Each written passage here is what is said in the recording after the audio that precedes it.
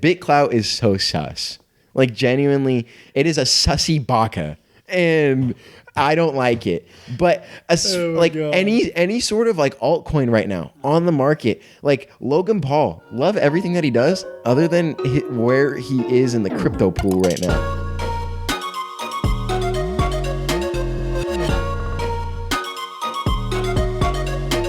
Hey everybody, welcome to the NOFOLD podcast, your favorite podcast for while you are exporting your new hit single. I am your host, Ezekiel, and I am joined by none other than the Matt Floyd. And listen, in this segment of NOFOLD, I wanted to give you some news, okay? Recently, Call Her Daddy, the famous podcast, number 5 on Spotify, was just acquired for $60 million, 3-year contract. Pretty exciting. Don't need to say more. Outside of that, Corinna Kopf on June 9th released her OnlyFans 6'9", kind of funny, not going to lie. Bro. And found out that in 48 hours, she made over $1 million. $1 million. And you want to know where I found this information from, Matt Floyd? Where did you find this information from? Just David Dobrik's newest vlog. The man is back. He's pumping content out now. Yes. As of an hour ago, David Dobrik just uploaded a vlog. And I gotta say, I don't know how to feel about it. I feel uncomfortable. I think I'm going through puberty again. All over again. Bro, when you told me, actually, I was in the middle of a meeting. This is how busy of the day it was. It's been crazy. But I get a message from Zeke that's in all caps. David Dobrik has posted a vlog. Go watch now. And I was like, and I'm like on the call trying to think business, but in the back of my head, I'm like, I just want to like research and do everything, but I'm like listening to a Google Meet call and I'm like, I can't do both. Watching that video, it's literally the bread and butter. He went back to his vlog style. There's no different. Like, did you see anything different than like what he's like not, like maybe he's not mentioned yet, but is like there been anything that stuck out in that first episode right there that you're like, whoa? Yes. I think the jokes were a lot tamer. I think you could tell he's kind of dancing. Like when at the very end of the vlog, when Jonah and Susie are going back and forth, and they're like, kill yourself. No, you kill yourself. Oh, we're gonna get monetized because I was in the first minute. Just gonna bleep that out. No, this is over a minute. This is over a minute. But I did not expect that. Like I legitimately like went whoa, because I did not expect him to like bring up something like so edgy so fast into like a vlog. But I also just think it's his style. Like that's just how he is. Yeah, and honestly, like I'm just putting myself out there. The situation with the current vlog setup and that whole like that whole thing that went down is wrong.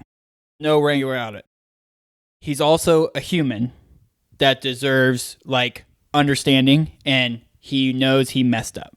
And he spent his time, I feel like a good amount of time, to the point where a lot of people unfollowed him, like yourself, like stop following him. Yeah. So he I feel like he's kind of like stepped out of the scene, understood what's going on, evaluated, and like to his credit, I didn't think he was going to sit around and not do anything ever again. I knew it was just a matter of time. So like for him to post his vlog is not like it's a surprise that it's done in just a random time, and now it's Tuesdays, and that's like he has like what's the timeline that they have now for posting videos? Oh, every Tuesday. Every Tuesday. So like that was the only random thing that caught me off guard. But besides him making a vlog, I knew he was going to go back to a vlog or some kind of video format because that is who he is. He's a creator. That's what he does, is make movies, make short videos, episodes. He loves storytelling. So I don't think he's going to ever do away with that. So from him to post this is nothing like crazy for me. It's just more of like, he's back. It's like if maybe this is above your head, Saved by the Bell. Sort of. Oh my God. One of the best shows of all time. Saved by the Bell. It's like 7-8 seasons go by, and then they do like a college reunion one. And then they do like all these other videos. So it's like, it's fun because it's almost like episodic over time. You're like, oh, wow, this was the early stages. This is what David was. This is what he filmed. A little bit controversial, a little bit edgy, a little bit out there. And now I think he's in that next chapter of like vlogs, similar to like Logan Paul doing the podcast. Like he's starting to turn a new leaf, and he's like, okay, I can still do this kind of content, but now I'm way more aware of what's actually going on. So I feel like he's going to continue to pump these things out like how he normally does week to week, but it's going to be a lot more thought out processing. Rather than thought out creative, it's going to be thought out of like the end result of everything. Yeah. So I'm excited. Some people are like, I don't want to ever watch a video of his again. I'm like, okay, cool. Like, that's your own opinion. But my opinion is like, I love that shit.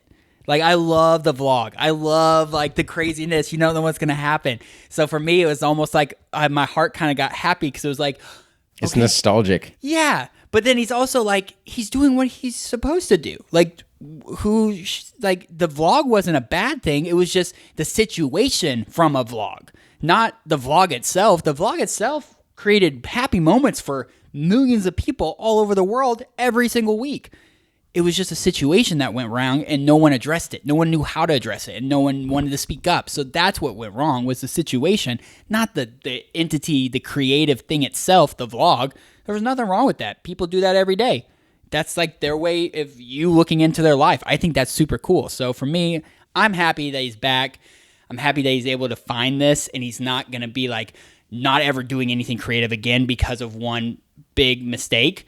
Granted, like it is a big mistake, but he learned. And I feel like he can come back from it. So thoughts. I mean, for me, I think for one, I thought it was crazy if you think about David Dobrik and his timeline. He asked Corinna Kopp, how much money did you make in your first 48 hours? She started her OnlyFans on June 9th, meaning he can only ask that question on June 11th, which means he cranked out this vlog in 4 days.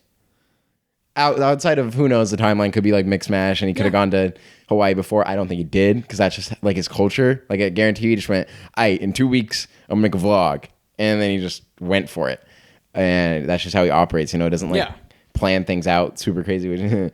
But I thought it was really interesting. Vlog was good. For me, I feel like it was like nostalgia, but also like basically I feel like for me, someone who like is more like sometimes can be critical. I feel like I was watching, like waiting for that moment. I feel like for the next couple of weeks, I feel like a lot of his fan base and critics will be watching for probably the whole summer, seeing if he's actually like gonna change, which I think is gonna be interesting. I did think it was interesting though that the one song that had like actual vocals was the iconic Wolf Jonas Running Naked. Love is good, love is strong. We're gonna get right back to where we started from. I think he was really, really intentional with that song because he could have put a million different songs in there, but I feel like he like wanted to make it clear, whether consciously or subconsciously, to the viewer that like I'm going back to my roots. Yep. And I thought that was like I was talking with another person who I watched it with, as of 30 minutes ago, and he was like, yeah, he just filmed it with just the vlog squad. There's like no guests, no special people. It's just the vlog squad. And that like reaffirmed like what I was thinking. Like he essentially is starting from like square one. Like as creators, you start from square zero. He got there, his whole career tanked, and he's essentially like coming back from the very beginning, and he's gonna try to like build himself back up in a way. Because I feel like we're gonna see a lot of like family friendly, it's like David Dobrik, so not really family friendly, like probably like 16 and above content. But I also, because I feel like he wants to get some of his brands back. Oh yeah, I just don't think he will. Like YouTube pulled out, or not YouTube, sorry, Coca-Cola pulled out of YouTube in 2015, and they haven't come back since. They probably lost like billions of dollars, and they don't care. Now, why did Coca-Cola do that? The Adpocalypse, the first one. But I feel like a lot of brands. I feel like Ian from SeatGeek wants David back, but I feel like the whole brand as a whole is going to be like, he's like, we'll watch him this summer, see how he does. Yeah. I feel like Chipotle won't take him back. I feel like there's like, I don't know about you, but I don't know how much YouTube you watch nowadays. But like, there's a lot of every day. Exactly. But there's a lot of like Adam and Eve is like running through the space right now, which is a sex toy brand. And I feel like the beginning of creation. Exactly. The other one. But I feel like we'll probably see a David Dobrik, Adam and Eve like collab sponsorship type thing. We'll probably see him working with those type of brands, moving forward. We will probably never see him in a Nickelodeon's Kids Choice Awards ever again. Yeah. We'll never like that. Those days are over, and that is understood by everybody. I think it's understood by him too.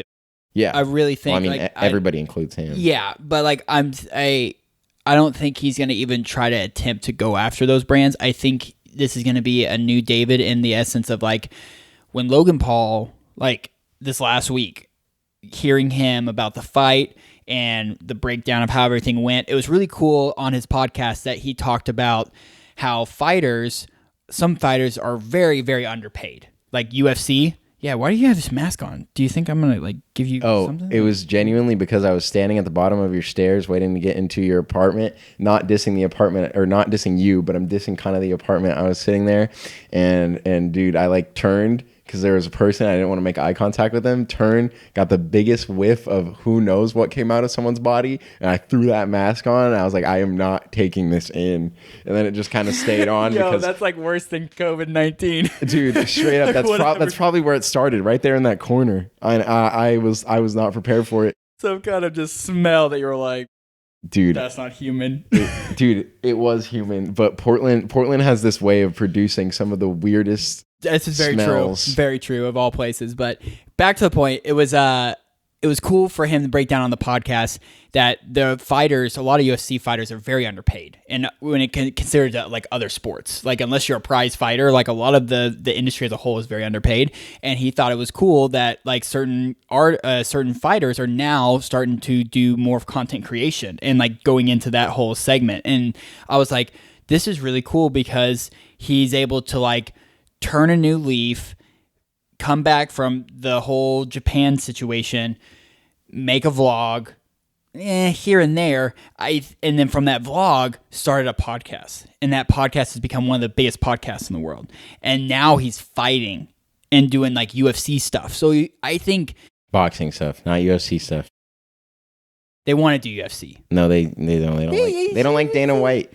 Yeah. Jake Paul hates Dana White. Yeah, they hate him. They don't hate the organization. They just hate him because he's he runs the creator of the organization. Yeah. But like they want to fight people like that. Like they want to like they're talking about how aggressive they are. And now all of a sudden they're like, I want to fight everyone. I want more fights. And so I think it's going to be like a UFC fighter punching one of them in the face and being like, I don't want any more fights. I don't want any more fights. Yeah. But the difference I think between David and Logan is I think that like David I feel like he's always been in that like video sector, and especially with getting canceled. Like it took Logan like 3 years before he got back on. About 4 years before. I guess it was 3 because it was at the end of 2017 to get on to WrestleMania, which was his first. Well, WrestleMania and The Masked Singer, they were at the same time, but that was like his first time back in mainstream media. And I think, well, David's big thing is that's where he wanted to go, but I think he was already towards like pivoting towards like staying online. So I think he'll just pivot into that like harder. But I think Logan's a little bit different because he went for like pivoting entirely. Like he basically just like took YouTube growing to godly numbers so fast and said, okay, I'm not going to keep doing that, but I'm just going to take that experience and apply it somewhere else. I feel like David's just going to be like, well, this is what I like to do, and I don't want to be a boxer. I don't want to pivot into something totally different and use my skills. I just want to keep making videos. But do you think he's going to make like a whole new set style of video, though? Like, I think right now it's just like people are wanting something, and I think he even wanted something. Like he hasn't produced anything in a while. I feel like you don't turn that off. Like you can't just stop producing. Like you're still gonna want to produce, even though like that whole situation happened. So like, I believe that this next like couple of weeks are just gonna be the itch that he wasn't able to fully scratch until now. I think the vlogs are gonna be so much different. I think he put this out. He put in one edgy joke on purpose to see how people would respond, and from there you're basically gonna see this like. There's no podcast, there's no in-depth like part to know more about this, but I feel like if he doesn't have like a checks and balances or an HR department, I feel like he like probably recruited like a couple people to be his checks and balances, and then he's using the audience as his checks and balances. So if they're like, hey, didn't like that joke where they were talking about like killing themselves, he just won't include that content. Like, like if you notice a lot of the stuff in there was tame, like they went to Hawaii. Like, it wasn't them getting drunk. It was Zayn getting pushed over, or just like the OnlyFans, which is just a platform at the end of the day. and like the driving the wagon thing. Like it was very, very tame outside of that last little bit. So I feel like he kept it in there so people get to the very end, his dedicated fans would see that part and then go, I like that or I didn't like that. Yeah. That's tough, man. Like I'm just happy that he's back. I'm happy that it looks like they're back into, like you saw on their faces. Granted, now I know like all of them are because they're going to make a bunch of money again. Yeah, but at the same time, like to see your friend who has put you on, pretty much, he put all of them on, and to see someone like that literally plummet down to 0 and then start to come back, it makes you feel good. It makes you be like, man, awesome. Like, I'm happy for you. Like, I'm excited because, like, he was the one that literally put all of those people on to make them do their own things. Now, granted, they've all been kind of doing their own things here and there and doing, like, what they can. But, like, for them, it's like that return back to, like, square one where they all started. I feel like they were genuinely excited for him. Like, even, like, Jason was like, wait, you're vlogging? You're vlogging this? Like, what? Like, there was that kind of excitement because that's what they started on. That's what they all knew him as. And so for him not to do that at all for such a long period of time, and he's the one that put them all on, kind of makes him feel not bad, but just like, man, like, this sucks. Because that was one of my friends, and like he's the one that got us all here, and now he's the one like spending time in jail, so to be, and I'm still doing my thing over here. Now that he's finally out and he's kind of doing his thing again, I feel good for him. And it's not like he's doing bad things. It's just back to what he was normally doing. And I think that's just like an overall excitement as a friend. Just like if you were to like stop doing something one day and then literally put it down for like solid couple months and then get back to it, and you're like, I'm excited, and you're like, yo, I'm excited for you. Like, that's awesome. That's what you want to do. So I'm excited that he's doing this. The podcast is just, or not, the podcast, we have to wait and see what they all actually think about it, what he thinks about it. I think there is an HR team there now. I think there's someone that's like constantly watching. There's probably like an stuff. outsider reviewing the videos. Yeah. Like none of the vlog squad, because the vlog squad's going to be like, yeah, post it. Or like, because they're just in the moment. There's going to be someone that's just like, I guess this person is like, maybe I feel like this person that, or the people that are watching the video and reviewing it don't watch YouTube videos. And they're like, I think it's someone that watches YouTube. I think it's someone that understands David's content and understands like who he is, but also like is someone that David trusts enough to be like, okay, don't include this joke, but it's fine if you include like that joke about them like saying like, oh, I'm gonna kill myself or whatever. Yeah. I think it's a comedian. Probably. I really think, because think about comedians, especially in today's society. They're the type of people that can easily say the worst thing ever and destroy their career in one line. Or they play that line so well that they become that comedian that is kind of edgy all of a sudden. Yeah, so it's probably like, not probably directly, you know, like you're not going to see you're not gonna Andrew Schultz sitting there watching it, but probably like someone like right-hand man sort of thing. That is like knows humor. Dave Chappelle's assistant. Bro, it's got to be someone. It's got to be a legend. Like, granted, David has money. He lost a lot of money, but he still has money. So he's definitely probably paying this person or whatever group good amount of money to review this stuff and be like, hey, make sure this is legit.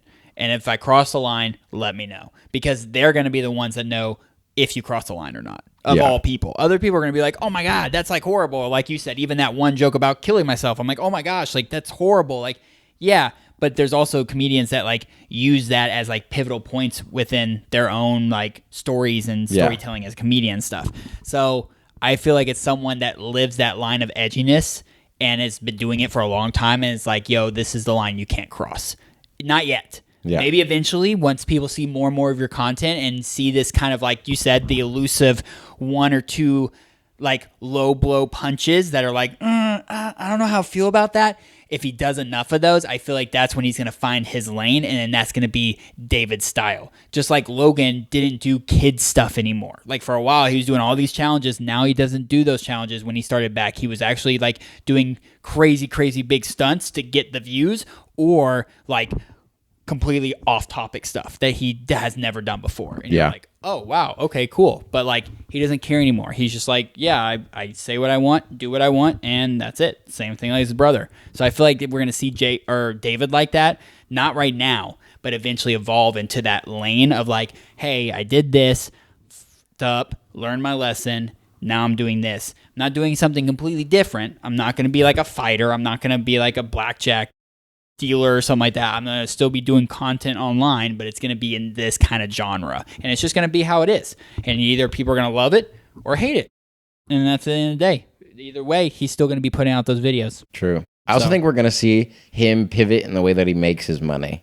Because if you notice at the end of the video, the only thing that he promoted was that there's going to be new vlogs every Tuesday and his podcast. I think it was one more thing, but I don't remember it. But he would always at the end, he'd be like, buy the merch, whatever, you know, like there'd be the classic David, like quick flash of stuff.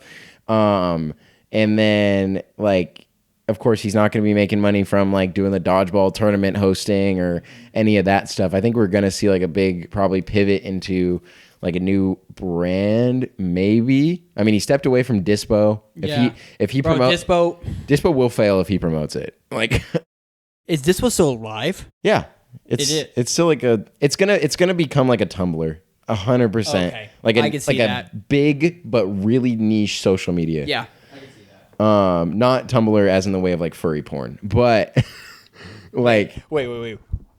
You can't just say that and just fly by that like that.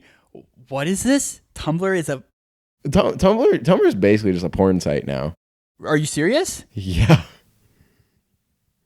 That's why no one like posts there anymore. Oh, okay. It just over time just devolved. Okay, yeah. I mean, like same thing like Twitter. Like anyone can post anything they want on Twitter now. Like I feel like that's like how that platform is. But the Tumblr is just like you have to post that. Yeah, it's that's just the vibe. Wow, I did not know that.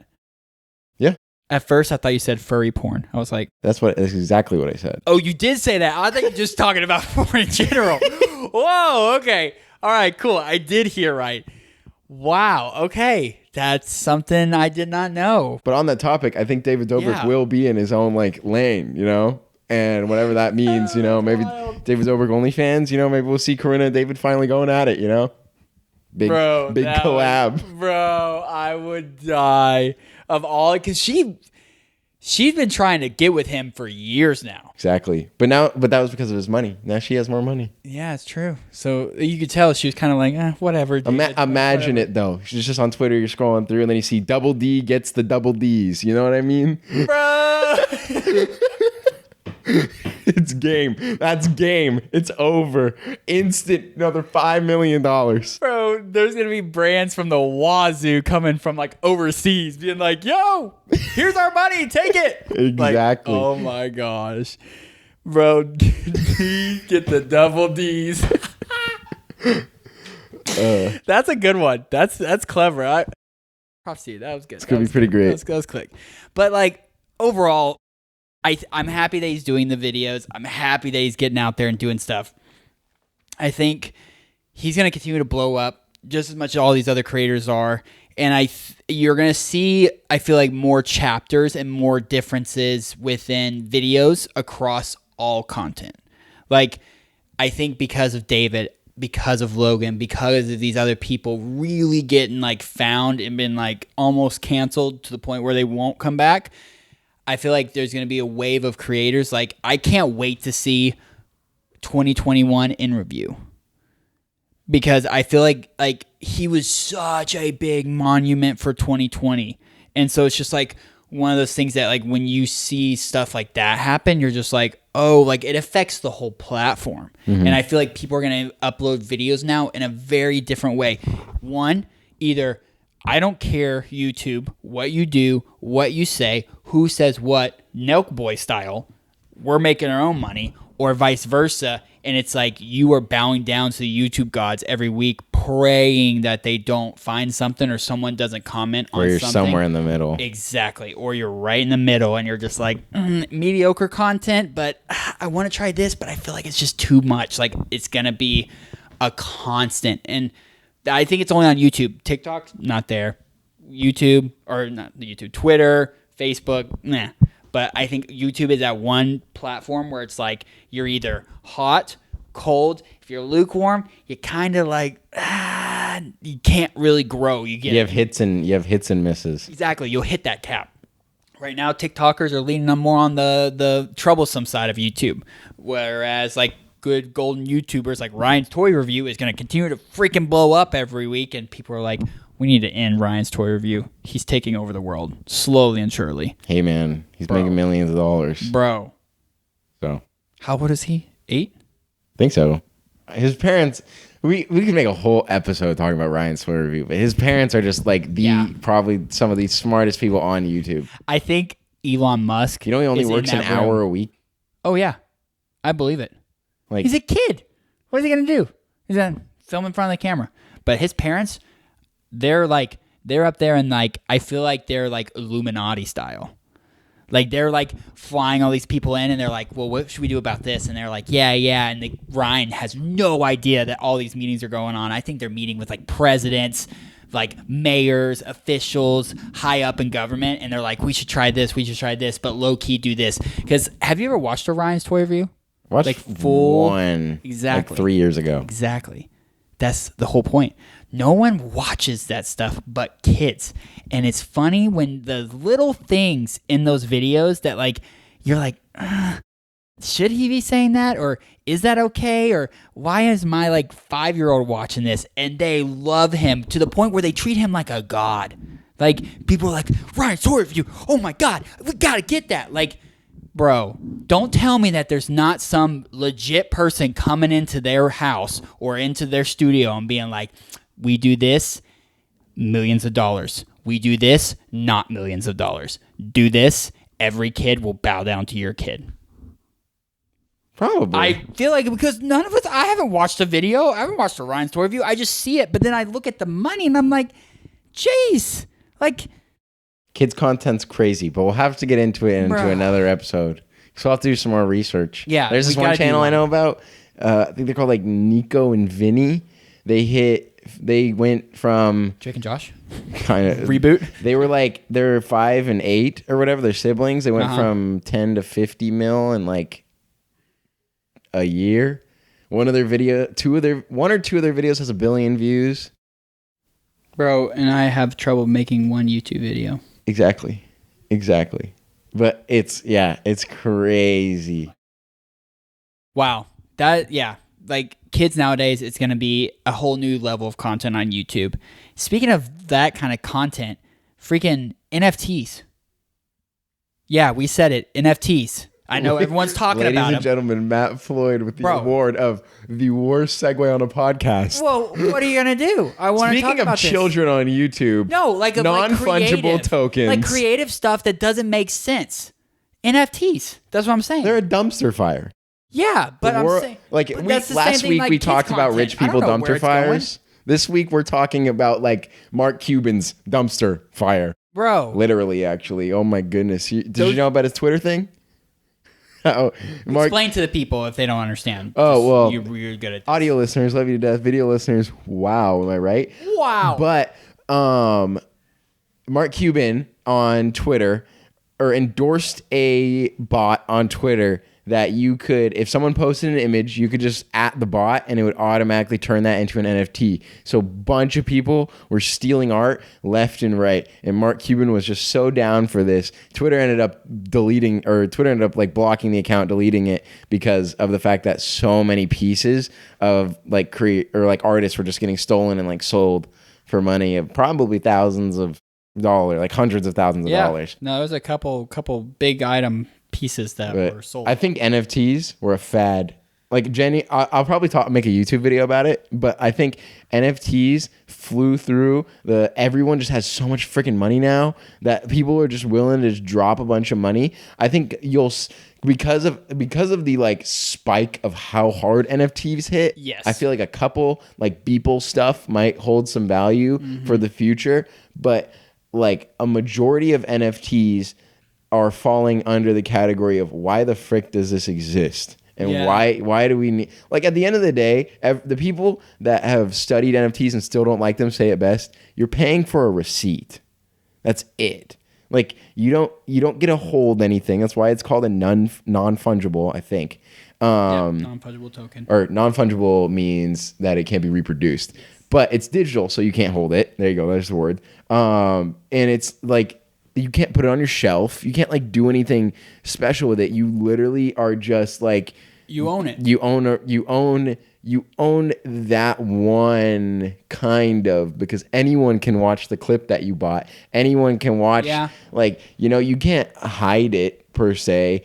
And it's a weird thing. Mm-hmm. And also I feel like for me personally, kind of, again, it's not the 60s. I'm not a hippie, but the environmental impact of NFTs cracked.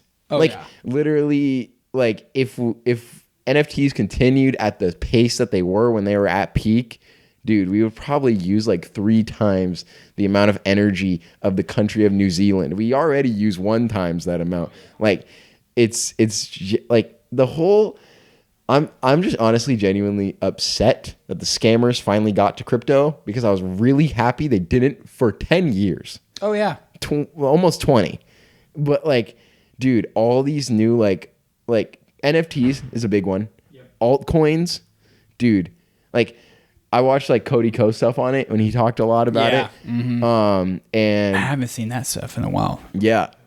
But he touched on all like the altcoins and how like he like would just mention a coin and it would get pumped and dumped in the like it was like nuts. Like all these celebrities too are like pushing coins like genuinely. Isn't one like BitClout? BitClout is another one where it's I can't even say it. BitClout is so sus.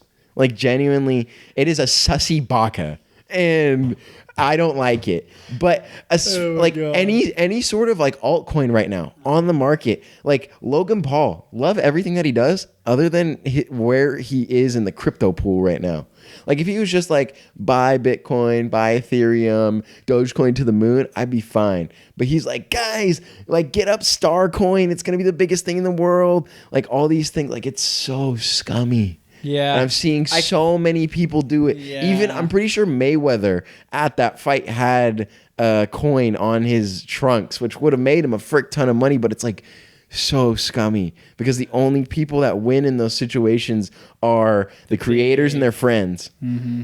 The people at the top. Exactly. And it's like, it's such a weird, essentially the biggest thing about crypto that was so, in NFTs that's so cool about it is that it's decentralized. Yep. Right. And so it wasn't managed by a government, but then the people took that as it's really easy to scam. And now it's going to have to get regulated. And that sucks. Yeah. So essentially like the big why crypto was so important to our society, especially within capitalism, is now ruined because it was exploited. And we find that in so many things. But I feel like that's like everything, dude. Us humans take everything and exploit it. Within like a matter of time. Like, yeah, exactly. If it's too good to be true, it usually is. Or the vice versa. If it's so good, why are you the only one that does it? Why are you the only one that like knows about it? Eventually, everyone's going to know about it. Yeah. It's that good. I mean, you find that in everything. Just crypto's different because of the regulation. Yeah. You can make a coin, push it out to your audience or someone, or pay someone to do it, pump the coin to who knows where, and then the coin drops and you can just delete it off the internet. And it's gone, untraceable, kind of. Yeah. And it's like, that's just not how it like was. That's not how you like to roll? You don't like to roll like...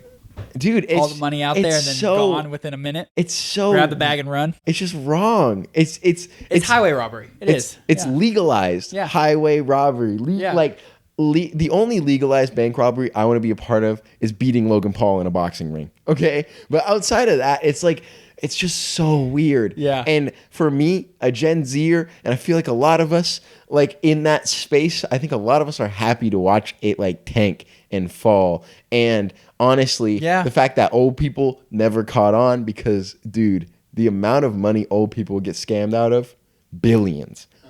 Like they're already getting scammed by the tech support. Actually, you know what? We should make an episode of literally all the scams that we know about when it comes to like scams over old people, and make a whole episode about it and just like list them all out. We could. Like it's wild the amount of money that people are like You need my social security number? You need this? You need 100,000? I'm going to the. I'm going to prison tomorrow. Well, nope. Here you are, 50,000 in cash. You're like, Grandma, you had $50,000 in cash just laying around. What? Like, who? What? But just imagine if that was in an altcoin. Yo, just pump up cat coins, send it to the moon. And Grandma's like, yo, I love cats. Yeah. And like, it's just finished. Yo, I love cat. Like, dude, it would just be terrible. And like finding so many people that have lost like thousands of dollars, hundreds of thousands of dollars doing this stuff. And it's so dumb. Yeah, I see. It's hard because I see it as NFTs or something that's, like you said, it was a really cool idea. It was something that I feel like blew up too quick for its own good.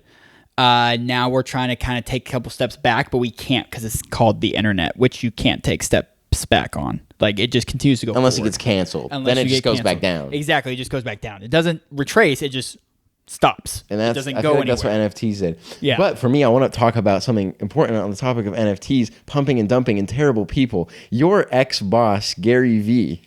I was just about to say went sicko mode on NFTs because he did mention when he was first talking about NFTs, he said it. He said 99% of these are going to be worth nothing and the 1%. But then in the midst of all the stuff we found out about the environmental impacts and how much Ethereum is damaging to the planet and all these things, Gary Vee goes, yo, bro, I might sucky drawings.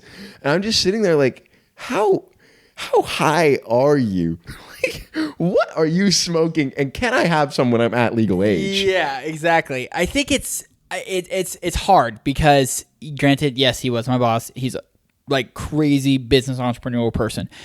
His thing was that NFT doesn't actually have any freaking real value in itself, but the value of him leveraging himself to other people. But I get that. That's how NFTs work. You know, if we made an NFT, $5. If Logan Paul makes an NFT, $5,000. You know, but I don't understand why. Like in the midst of like Gary Vee, someone who is the smartest old person I will ever meet, because he does things that are so like of the times, but he does them in a way where he just got off the Great Depression. So he like doesn't care of the environmental impacts because he didn't care about it when he was a kid. He didn't care about it. Exactly. So he just like goes like we use as much power as like all of New Zealand. Like, well, and my NFTs aren't going to do that. Yeah, I honestly, dude, like I think there's a very small percentage of the population that thinks about that stuff. I think it's bigger than you think, though. Maybe it is. Maybe it's bigger with your generation. Maybe it's with the people that are I think you call it woke, where you're like, please never. That is, I hate it when anyone above the age of 27 says the word woke. I want to just punch them and myself at the same time. I heard someone else say that to like another older person. I was like, my grandfather. Did someone just say that? I'll say something live? I will literally be talking to my grandfather and I'll say something like, "Did you know the ice caps are melting?" or something, and he'll be like, "What are you, woke? Look at all you and you're woke." I'm like, I am going to leave this room so hard. You will not find me until I'm on Mars. Oh my god! And then he'll still call me woke. Yeah. I agree. I think there is something that he could have done differently when it comes to like pumping the brakes on NFTs for a second. But I also know that he just does not care, like you said. And it's one of those things that he sees this is a way that he can leverage himself. Unlike before, where he could do all of these meetings, could do all of the conferences, could do all these things. Now he's had to do everything through digital, and it's a lot harder. And he's able to find a way to still leverage himself amongst digital only, not in person. I feel like I think that's really cool because he's like built out like the whole 5D experience and stuff. Granted, like, do you even know how much the 5Ds cost? Like the like marketing, 50,000 or something like that. It was like 20,000 back when you were working there. Yeah, that was for like a day. So spend 10 hours with this dude.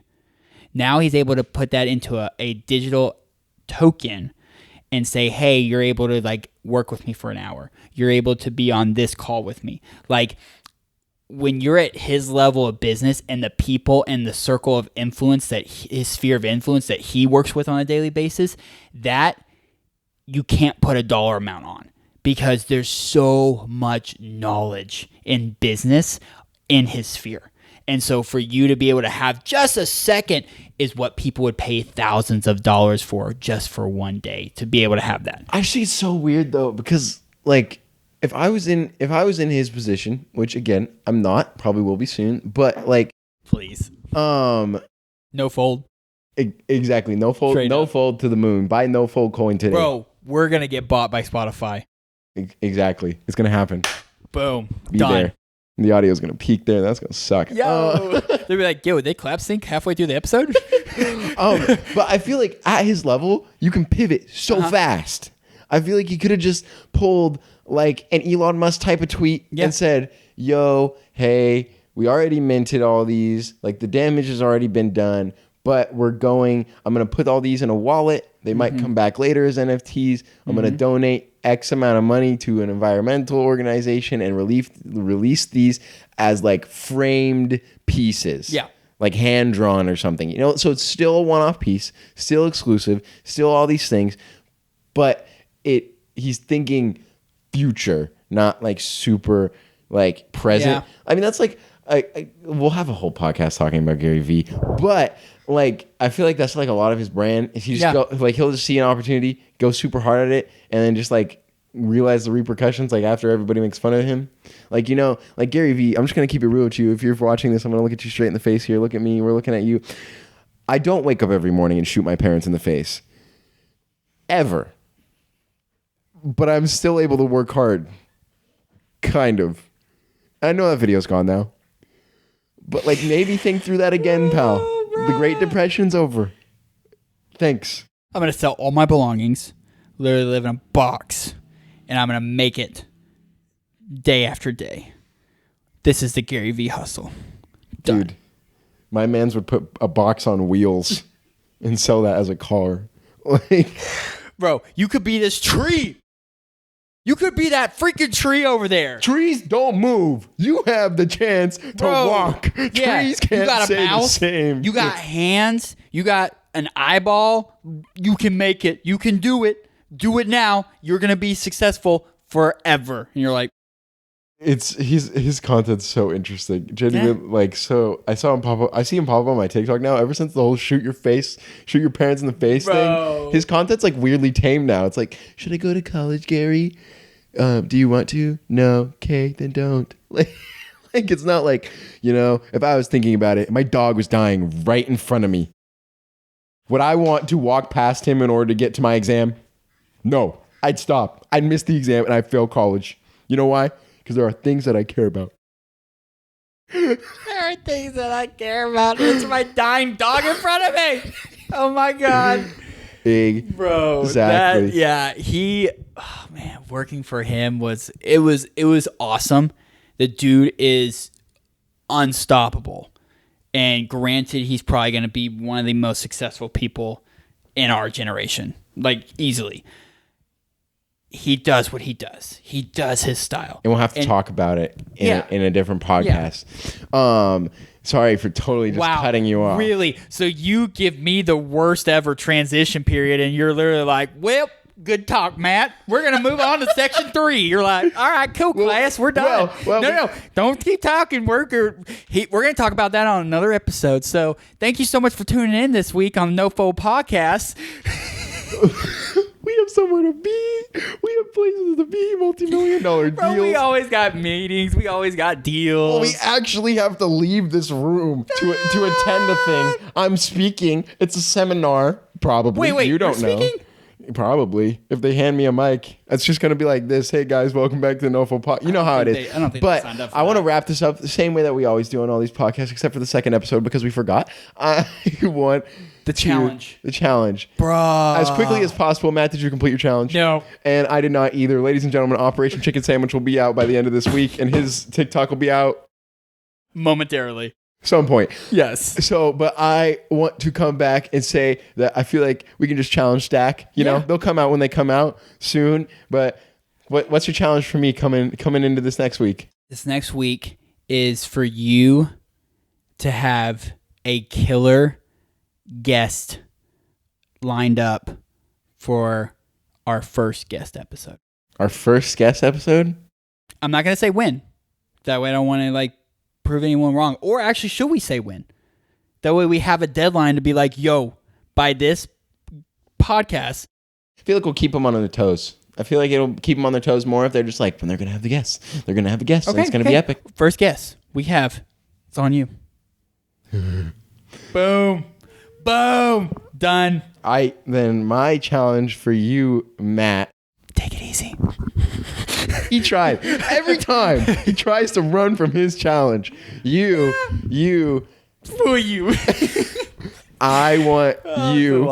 If I have to find our first guest, then you have to direct the first episode of NOFOLD Hits the Town. Oh. So you have to pick what we're doing. Okay. And make it happen. Have we told anyone? We haven't told anyone that we're going to do that, right? Nope. Bro. It's announced right here. NOFOLD. Bro. Breaking news. 2 breaking news in one day. First, David Dobrik posting a vlog. And we're going to be hitting the town. We're going to be hitting the town. NOFOLD, weekly episodes, and monthly, we'll be doing something crazy. Yeah, once a month. Matt is going to be the one that decides it. The first one. Yeah. But it's going to be ongoing. We're going to do this every month. So better be a big idea. Better be something fun. Okay. Pressure's on. Here Pressure's we go. on. And we have our TikTok and our YouTube video to still do. True. Here we go. That we're doubling up. That's what we'll call it. That's what this is the first right here. It just hit my mind. I was like, you know what? They always say you can either double up or double down with your bet. So we're doubling up. We're raising the stakes. Right here. Raising the stakes. Boom. And I think we should get one out in June, you know? Oh yeah. June. So we got, what's that, 2 weeks? Yeah, 15 days. Yeah. 30 days past September, April, June, and November. So be here for days. First episode of NOFOLD doubling up. We'll be there. Are we going to call it doubling up? No, because why do we brand things? But you'll probably watch us. I don't know. We're just going to call it Raising the Stakes, You got any ideas? We're going to call it Raising the Stakes. True. Like, simple as that. Because we'll be out there. We'll be barbecuing. We'll be raising the steak. Out there. Raising the Stakes. Thank you so much for coming to you guys are awesome. Thank you for podcast. Listening. Oh my gosh. It's been great. But we got to go sign a deal with Spotify. Yeah. We got to go now. Bye, guys. See ya.